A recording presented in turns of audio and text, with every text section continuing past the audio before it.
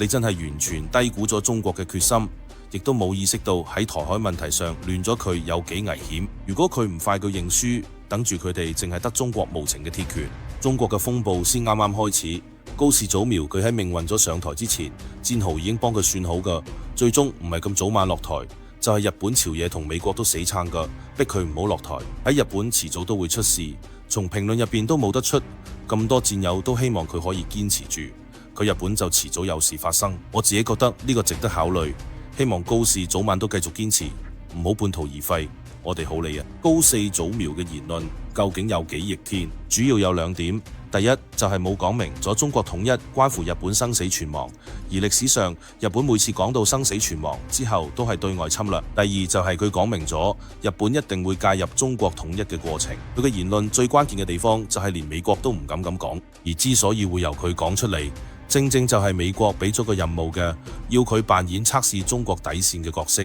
可能有人會問，點解中國反應咁激烈？除咗頭先講嗰2點，中國必須要有夠強烈嘅反應之外，面對高市早苗嘅言論，如果中國唔夠強硬，跟住就會係美國同西方盟友一窩蜂喺湧上嚟，全面對付中國。所以面對佢嘅局面，中國今次一定要將日本打到趴低。講白咗，日本已經踩爛咗中日關係嘅政治基石。如果高市自己唔將呢塊政治基石補翻，好擺翻喺度，中國就可以好狠咁對付日本。其實中方都未全面出手，只係用嚟旅遊預警、留學提醒、外交嚴正交涉呢啲初步反制措施。日本朝野已經亂晒大龍。日本媒體覺得中國反應超出預期，外務省高官要火速訪華撲火，在野黨批評首相認知唔夠，學者急叫要用道歉辭職，市民擔心經濟會受重創。日本呢種一邊嘴硬唔認錯，一邊又急住揾解釋嘅矛盾態度，正正暴露咗日本政壇嘅戰略誤判之後進退失據。真正嘅風暴都未到，日本已經開始頂唔順嘅跡象出現咗。佢嘅水平有咩資格做中國對手啊？當然，我哋又唔係一下子就整死小日本，而係一步一步將前面條路全部封死，等美國嘅路可行。最後要唔係就眼白白攬住我哋統一，要唔係就落場同我哋打一仗。我哋而家做嘅就係要令美日都唔敢落場，唔落場我哋就突破，落場就俾我哋搞死。我哋要嘅就係呢種格局。跟住詹豪就會對呢件事嘅發展做一個全面深入嘅分析，俾戰友嘅參考下。第一，高市早苗嘅言論絕對唔係口誤，而係一種系統性右傾化嘅危險試探。一定要清醒佢哋到高市早苗嘅國會預算委員會上面聲稱台灣有事可能構成日本存亡危機事態，仲暗示可以行使集體自衛權介入台海。呢啲絕對唔係一時失言或者政策模糊，而係日本國內政治生態深度右傾嘅必然產物。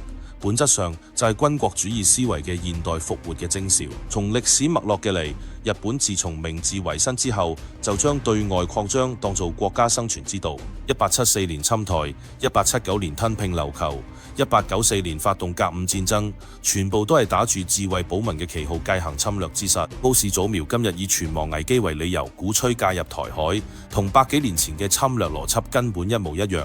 更加值得警惕嘅係，佢長期否認南京大屠殺，成日去參拜靖國神社，主張修改和平憲法，推動自衛隊升格做國防軍。佢嘅政治底色早就超越咗一般右翼，可以話係新時代軍國主義嘅代表。呢一連串言行背後，其實係美國戰略需要同日本極右勢力合謀嘅結果。高市早苗上台，本身就係日本喺美國重壓之下政治博弈嘅產物。美國需要一個更加極端、更加容易操控嘅代理人，喺台海問題上幫佢試水溫、摸底線，而日本極右翼就趁機煽動民粹，轉移內政困局，搞到親美反華抗軍嘅惡性循環。所以高市早苗講關於台灣嘅言論，其實一方面係向美國表忠心嘅政治表演，另一方面都係冇維持政權嘅戰略必然。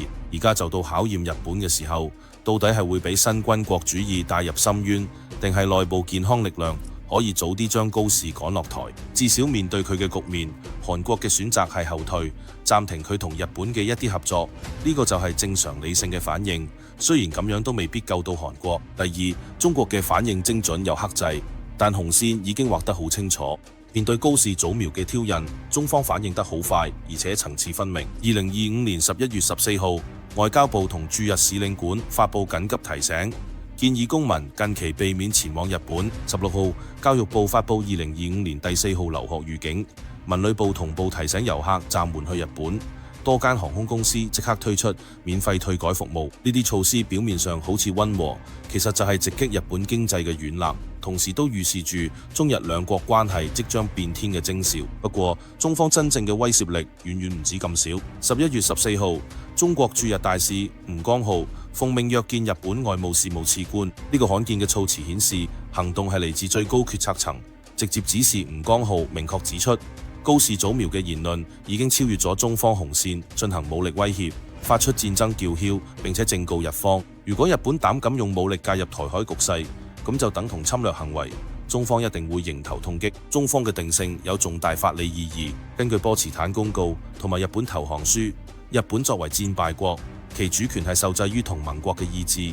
如果佢再一次發動侵略，中國唔單止有權自衛反擊，仲有權根據戰後國際法對佢實施軍事佔領。雖然而家未有官方文件提到具體駐軍安排，但中方引用戰後國際秩序框架，其實係重申歷史公義同法理基礎，絕對唔係虛張聲勢，而係根據國家利益去警告瘋狂嘅日本，亦都話俾日本知可能會有嚴重後果。中國講嘅每一句說話，行嘅每一步都係精心安排，係為咗之後嘅行動作出決策，絕對唔係隨口講講。3. 日本解釋外交嘅本質，其實就係戰略投機，注定無法平息中方嘅怒火。日本想用外交手段嚟解決今次中日關係嘅動盪，嚟佔豪嘅嘢係冇可能嘅。喺日本外務省官員訪華嘅時候，日方一方面話首相而家反省緊，佢講清楚背後原因，另一方面又堅持絕對唔會撤回相關言論。呢種反省唔認錯、道歉、唔負責任嘅模糊策略，正正就係日本多年嚟處理歷史同領土爭端嘅慣用手法。佢哋會先用強硬言論試探底線，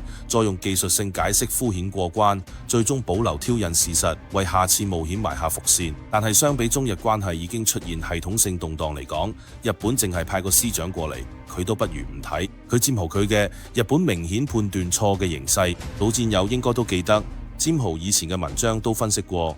當中方用奉式召見，同時啟動多維度反制，代表戰略忍耐已經去到極限。台灣問題係中國核心利益入邊最核心，絕對唔容許任何外部干涉。高市早苗嘅言論唔單止挑戰一個中國原則，仲觸及中華民族嘅歷史傷痛同安全底線，仲同中美大國博弈有密切關係。中國點可能就冇算數啊？日本龍谷大學教授松島泰勝直言，高市早苗應該收回錯誤言論，向中國政府道歉，仲要辭去首相職務。呢個呼聲代表咗日本理性力量嘅覺醒。佢哋好清楚，如果任由右翼帶風向，日本就會俾人推落危險深淵。不過，高市早苗同佢嘅支持者似乎仲有幻想，以為派咗低層官員去中國解釋，就可以令中國接受佢哋既成事實。佢佔豪嘅呢個完全係戰略誤判。中方要求佢係即刻反省、改正錯誤、收回錯誤言論，而唔係聽你解釋。如果高市早苗真係有誠意，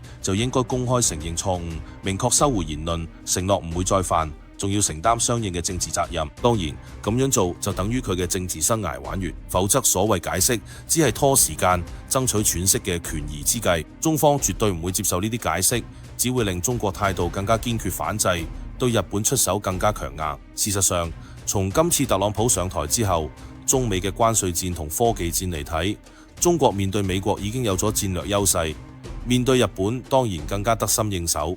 喺睇嘅背景之下，中國手上有一大堆可以對付日本嘅工具，肯定會趁呢個機會狠狠咁教訓日本，仲會用反切香腸嘅手法，加快實質統一台灣嘅步伐，試下懸崖勒馬，仲有轉彎嘅餘地。如果執迷不悟，肯定會俾人清算。歷史一再證明，任何挑戰中國核心利益嘅行為都唔會得逞。今日嘅中國早就唔係以前嗰個積貧積弱嘅舊中國。我哋唔單止有堅定捍衛主權嘅決心，仲有強大實力去粉碎外來干涉。日本如果想維持經濟穩定同區域和平，就一定要做一個根本性嘅選擇，要麼叫高市早苗收返佢嘅狂言，道歉辭職，用實際行動去修補中日關係，要麼繼續一意孤行，佢就要承受中國全面反制嘅歷史代價。戰友們都好清楚，中國一向講求事不過三，更加重視言出必行，講到做到。如果高市早苗可以喺壓力之下醒覺，主動收返唔啱嘅言論，公開道歉，承擔責任，中方或者會俾一定嘅政治空間，容許日本透過換領導人等方式重建互信機制。畢竟中日經貿規模咁大，民間往來又深厚，兩國關係如果徹底破裂，對任何一方都冇好處。但如果日本政府繼續玩花樣，以為講幾句外交術語就可以呃得過去，佢就真係發夢啦。中國已經劃清底線，台灣問題唔容人干涉，任何外部勢力想插手都要付出沉重代價。呢個唔係情緒化嘅警告，而係基於實力同法理嘅戰略宣示。風暴先啱啱開始，日本朝野嘅慌亂只係序幕，真正嘅考驗係乜嘢㗎？可唔可以喺災難睇到之前即時收手？否則新仇舊恨一齊算嘅日子都唔會太遠。當然呢度仲有另一個邏輯，如果日本喺美國明確支持之下，自己頂住壓力，中國就可以將日本定性為已經轉向新軍國主義嘅國家。呢啲國家一定要喺統一台灣嘅同時一齊解決，否則就會成為我哋以後嘅禍害。如果日本最後頂唔住壓力，美國就要出場，中國就可以將所有籌碼一齊睇出嚟同美國傾。如果美國阻撓中國統一，喺之前傾過咗所有嘢都唔算數，美國到底係要放棄對台獨嘅支持，定係要同中國攞打一場？當然，如果美國由頭到尾都唔出面，日本最後被逼要高市早苗道歉落台，佢就代表將來中國統一嘅時候，美國想插手，日本都未必會全力撐美國。所以而家呢一刻，正正就係我哋測試美國、日本、韓國嘅中國統一過程中會扮演咩角色嘅最佳時機，因為有啲相關數據，我哋就可以預早準備好一切。點解日本解釋外交注定失敗？日本今次派外務省官員訪華，想用技術性溝通去淡化事件影響，本質上就係典型嘅戰術迴避加戰略僥倖心態。佢哋以為只要唔正面認錯、唔收返嘅言論就可以保住面子，同時換到中方暫時唔再追究。佢哋唔知中國今次嘅反應模式早就跳出咗傳統外交斡旋嘅軌道，進入咗原則唔容談判、紅線唔容試探嘅新階段。同時中國都想藉住呢種反制去測試美國、日本、韓國等國家喺中國統一問題上嘅立場參數。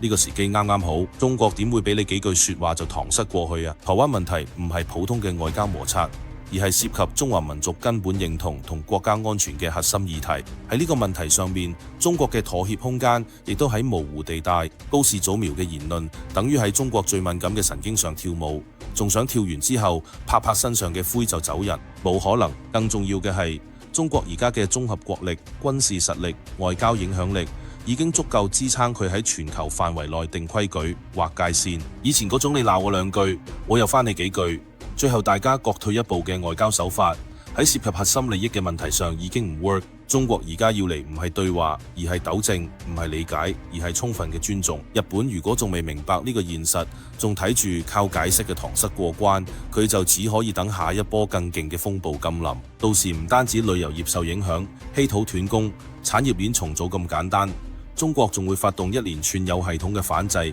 徹底重塑東亞權力格局。高市早苗嘅言論表面上只係一句政治表態，實際上係一場戰略賭博。你賭嘅係中國會忍，賭嘅係美國會撐腰，賭嘅係日本社會頂得住短期陣痛。但係佢忽略咗一個最基本嘅事實，今日嘅中國早就唔係嗰個可以俾人隨便試探、輕易操控嘅國家。日本係選擇懸崖勒馬、止蝕修補，定係選擇一條路行到黑、自取滅亡？呢條選擇題答案唔喺東京，而係喺北京。因為最終決定日本命運嘅唔係喺首相講嘅嘢咩？而係佢識唔識聽明中國講嘅嘢咩？識唔識照中國要求講好嘅說話、做好嘅事情？風暴啱啱先開始，日本朝野嘅慌亂只係序幕，真正嘅風暴眼仲喺後面等緊佢哋。接落嚟嘅局面，要唔係高市組員，要唔係日本組員。